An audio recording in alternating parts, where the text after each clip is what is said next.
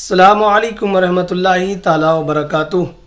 آج کی اس ویڈیو کے اندر ہم بات کرنے والے ہیں ایک ایسے سوال کے بارے میں جو اکثر لوگوں کے ذہن میں گردش کرتا رہتا ہے، جو زیادہ تر لوگوں کے ذہن میں گھومتا رہتا ہے۔ سوال یہ ہے کہ لڑکا اور لڑکی پر نماز کس عمر میں فرض ہوتی ہے؟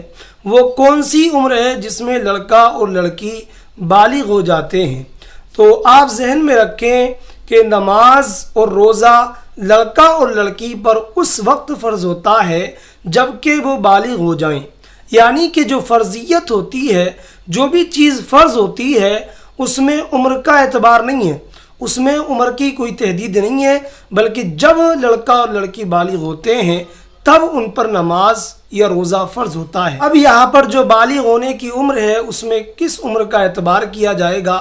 تو آپ سمپل سا ذہن میں رکھیں کہ جو لڑکی ہے تو وہ کم از کم 9 سال کی عمر میں بالغ ہو جاتی ہے، اور جو لڑکا ہے وہ کم از کم 12 سال کی عمر میں بالغ ہو جاتا ہے، اور دونوں کی اکثر بلوغت کی مدت، یعنی جو زیادہ سے زیادہ مدت ہے بلوغت کی، وہ 15 سال ہے۔ 15 سال کے اندر دونوں بالغ ہو جاتے ہیں۔ الحاصل یہ ہے کہ جب لڑکا یا لڑکی بالغ ہو جاتے ہیں تو ان پر روزہ اور نماز فرض ہو جاتی ہے۔ حدیث شریف کے اندر ہے کہ اللہ کے نبی صلی اللہ تعالیٰ علیہ وسلم نے ارشاد فرمایا کہ جب تمہارے بچے 7 سال کے ہو جائیں تو ان کو نماز پڑھنے کا حکم دو، اور جب وہ 10 سال کے ہو جائیں تو ان کو مار کر نماز پڑھواؤ۔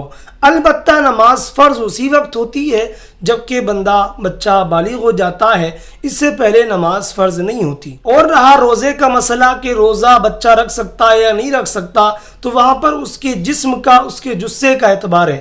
اگر وہ ٹھیک ٹھاک ہے تو اس سے روزہ رکھوایا جائے، اور اگر زیادہ کمزور ہے تو اس سے روزہ نہ رکھوایا جائے۔